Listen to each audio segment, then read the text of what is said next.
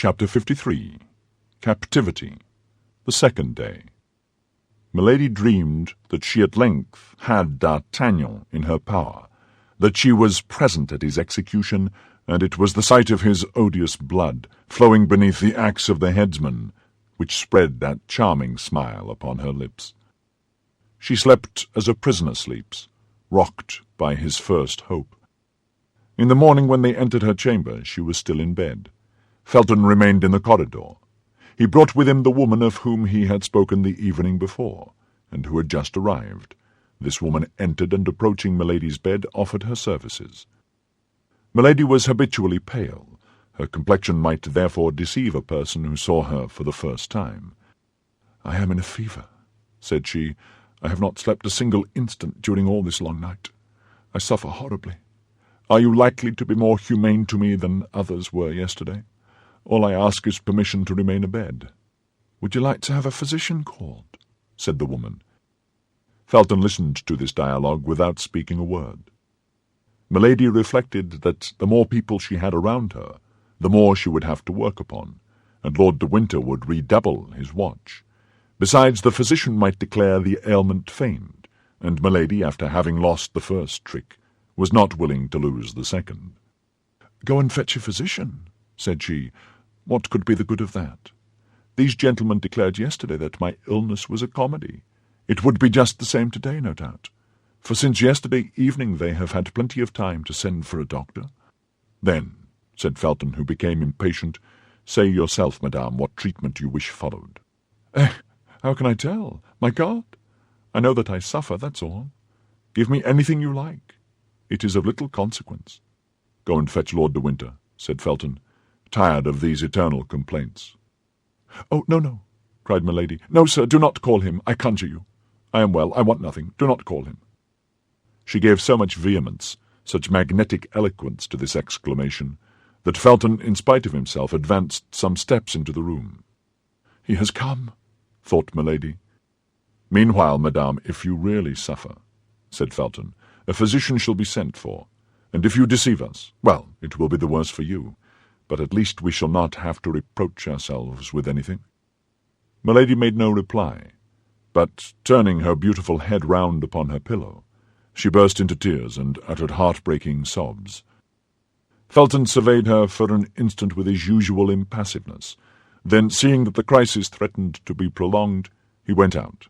The woman followed him, and Lord de Winter did not appear. "I fancy I begin to see my way," murmured Milady, with a savage joy, burying herself under the clothes to conceal from anybody who might be watching her this burst of inward satisfaction. 2 hours passed away. "Now it is time that the malady should be over," said she. "Let me rise and obtain some success this very day. I have but 10 days, and this evening 2 of them will be gone." In the morning, when they entered Milady's chamber, they had brought her breakfast. Now, she thought, they could not long delay coming to clear the table, and that Felton would then reappear.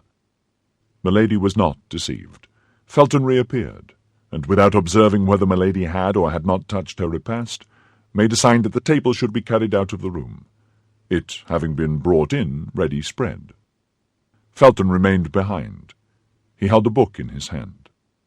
Milady, reclining in an armchair near the chimney, beautiful, pale, and resigned, looked like a holy virgin awaiting martyrdom. Felton approached her and said, "Lord de Winter, who is a Catholic, like yourself, madame, thinking that the deprivation of the rites and ceremonies of your church might be painful to you, has consented that you should read every day the ordinary of your Mass, and here is a book which contains the ritual." At the manner in which Felton laid the book upon the little table near which Milady was sitting, at the tone in which he pronounced the 2 words, "your Mass," at the disdainful smile with which he accompanied them, Milady raised her head and looked more attentively at the officer. By that plain arrangement of the hair, by that costume of extreme simplicity, by the brow polished like marble and as hard and impenetrable, she recognized one of those gloomy Puritans she had so often met, not only in the court of King James, but in that of the King of France, where, in spite of the remembrance of the St. Bartholomew, they sometimes came to seek refuge. She then had one of those sudden inspirations which only people of genius receive in great crises, in supreme moments which are to decide their fortunes or their lives. Those two words, "your mass," and a simple glance cast upon Felton, revealed to her all the importance of the reply she was about to make. But with that rapidity of intelligence which was peculiar to her, this reply, ready arranged, presented itself to her lips. "I," said she with an accent of disdain, in unison with that which she had remarked in the voice of the young officer. "I, sir, my mass. Lord de Winter, the corrupted Catholic, knows very well that I am not of his religion, and this is a snare he wishes to lay for me." "And of what religion are you then, madame?" asked Felton, with an astonishment which, in spite of the empire he held over himself, he could not entirely conceal. "I will tell it," cried Milady with a feigned exultation, "on the day when I shall have suffered sufficiently for my faith." The look of Felton revealed to Milady the full extent of the space she had opened for herself by this single word. The young officer, however, remained mute and motionless. His look alone had spoken. "I am in the hands of my enemies," continued she, with that tone of enthusiasm which she knew was familiar to the Puritans. "Well, let my God save me, or let me perish for my God. That is the reply I beg you to make to Lord de Winter. And as to this book," added she, pointing to the manual with her finger, but without touching it, as if she must be contaminated by it, "you may carry it back and make use of it yourself, for doubtless you are doubly the accomplice of Lord de Winter, the accomplice in his persecutions, the accomplice in his heresies." Felton made no reply, took the book with the same appearance of repugnance which he had before manifested, and retired pensively. Lord de Winter came toward 5 o'clock in the evening. Milady had time, during the whole day, to trace her plan of conduct. She received him like a woman who had already recovered all her advantages.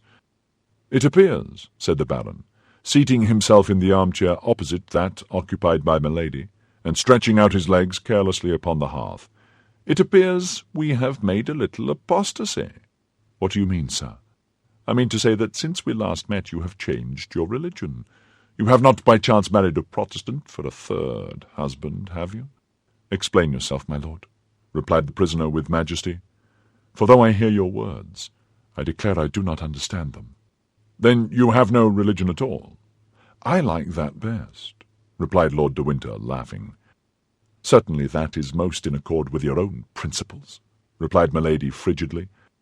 "Oh, I confess it is all the same to me." "Oh, you need not avow this religious indifference, my lord. Your debaucheries and crimes would vouch for it." "What?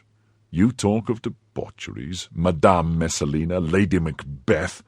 Either I misunderstand you, or you are very shameless." "You only speak thus because you are overheard," coolly replied Milady, "and you wish to interest your jailers and your hangmen against me." "My jailers and my hangmen? Heyday, madame, you are taking a poetical tone, and the comedy of yesterday turns to a tragedy this evening. As to the rest, in 8 days you will be where you ought to be, and my task will be completed." "Infamous, impious task!" cried Milady, with the exultation of a victim who provokes his judge. "My word," said de Winter, rising, "I think the hussy is going mad. Come, calm yourself, Madame Puritan, or I'll remove you to a dungeon. It's my Spanish wine that has got into your head, is it not? But never mind. That sort of intoxication is not dangerous, and will have no bad effects." And Lord de Winter retired swearing, which at that period was a very knightly habit.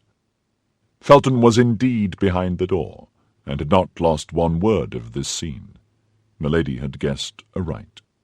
"Yes, go, said she to her brother. "The effects are drawing near. On the contrary. But you, weak fool, will not see them until it is too late to shun them." Silence was re-established. 2 hours passed away. Milady's supper was brought in, and she was found deeply engaged in saying her prayers aloud, prayers which she had learned of an old servant of her second husband, a most austere Puritan. She appeared to be in ecstasy, and did not pay the least attention to what was going on around her. Felton made a sign that she should not be disturbed, and when all was arranged, he went out quietly with the soldiers. Milady knew she might be watched, so she continued her prayers to the end, and it appeared to her that the soldier who was on duty at her door did not march with the same step, and seemed to listen. For the moment she wished nothing better. She arose, came to the table, ate but little, and drank only water. An hour after, her table was cleared, but milady remarked that this time Felton did not accompany the soldiers.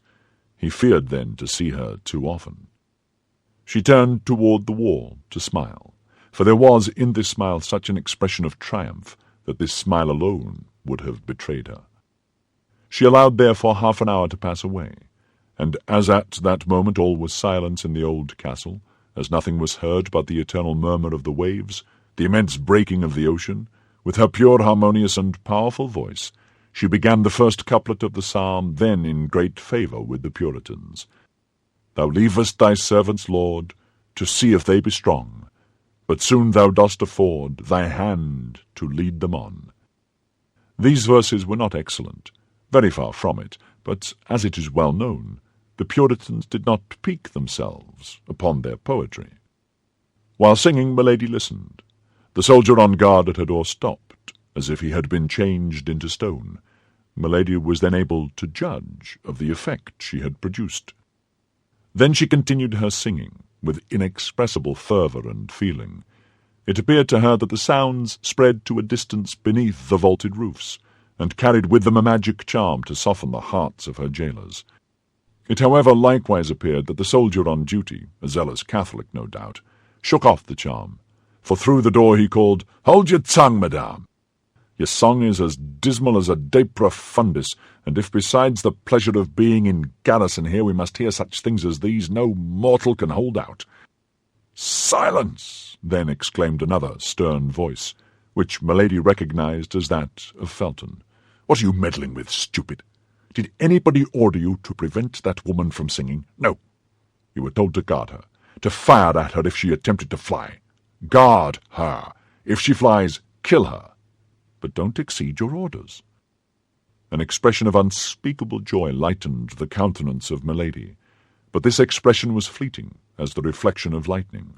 Without appearing to have heard the dialogue, of which she had not lost a word, she began again, giving to her voice all the charm, all the power, all the seduction the demon had bestowed upon it.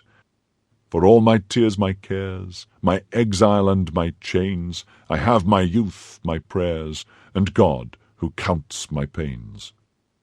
Her voice, of immense power and sublime expression, gave to the rude, unpolished poetry of these psalms a magic and an effect which the most exalted Puritans rarely found in the songs of their brethren, and which they were forced to ornament with all the resources of their imagination.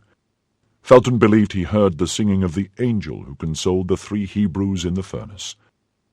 Milady continued, "One day our doors will ope, with God come our desire, and if betrays that hope, to death we can aspire." This verse, into which the terrible enchantress threw her whole soul, completed the trouble which had seized the heart of the young officer. He opened the door quickly, and milady saw him appear, pale as usual, but with his eye inflamed and almost wild. "Why do you sing thus, and with such a voice?" said he. "Your pardon, sir," said milady with mildness. "I forgot that my songs are out of place in this castle. I have perhaps offended you in your creed, but it was without wishing to do so, I swear. Pardon me, then, a fault which is perhaps great, but which certainly was involuntary." Milady was so beautiful at this moment, the religious ecstasy in which she appeared to be plunged gave such an expression to her countenance, that Felton was so dazzled that he fancied he beheld the angel whom he had only just before heard. Yes, said he, "you disturb, you agitate the people who live in the castle." The poor, senseless young man was not aware of the incoherence of his words, while milady was reading with her lynx's eyes the very depths of his heart. "I will be silent, then," said milady, casting down her eyes with all the sweetness she could give to her voice, with all the resignation she could impress upon her manner. No, madame," said Felton, "only do not sing so loud, particularly at night." And at these words Felton, feeling that he could not long maintain his severity toward his prisoner, rushed out of the room. "You have done right, Lieutenant," said the soldier. "Such songs disturb the mind, and yet we become accustomed to them. Her voice is so beautiful."